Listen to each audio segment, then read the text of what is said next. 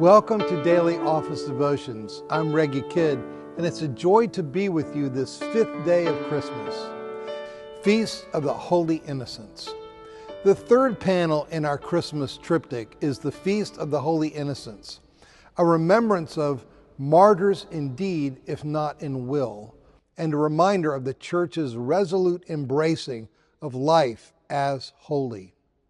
The lectionary offers passages in the Psalms, Isaiah chapter 49, and Matthew chapter 18 for today, presupposing we know the story of Herod the Great's murder of Bethlehem babies in a vain attempt to kill a rival newborn king, Matthew chapter 2.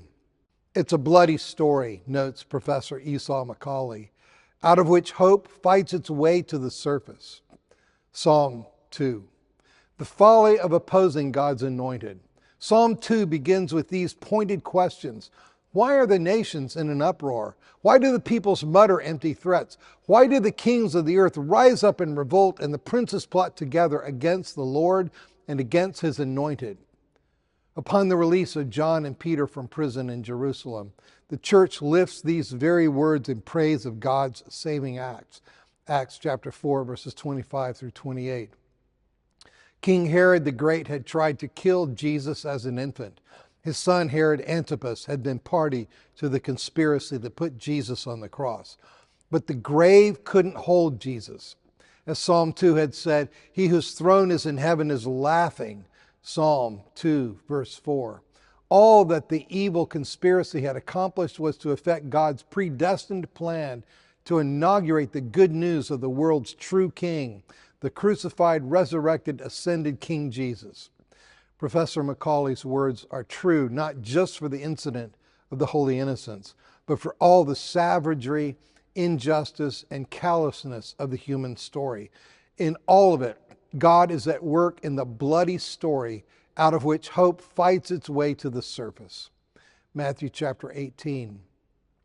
Let the little ones come to me. The murdered children are a reminder to us that Jesus entered a world full of Herods. Jesus said, let the little ones come to me. And so from the beginning of the church's history, Christians have declared their solidarity with the little ones.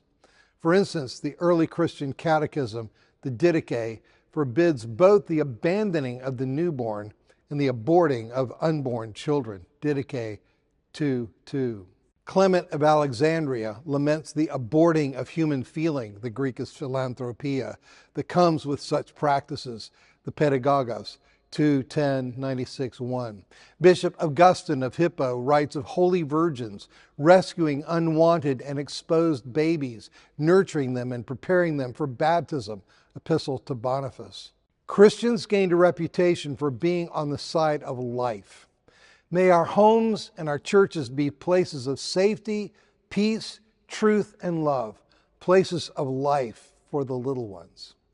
Isaiah chapter 49, God's love never quits.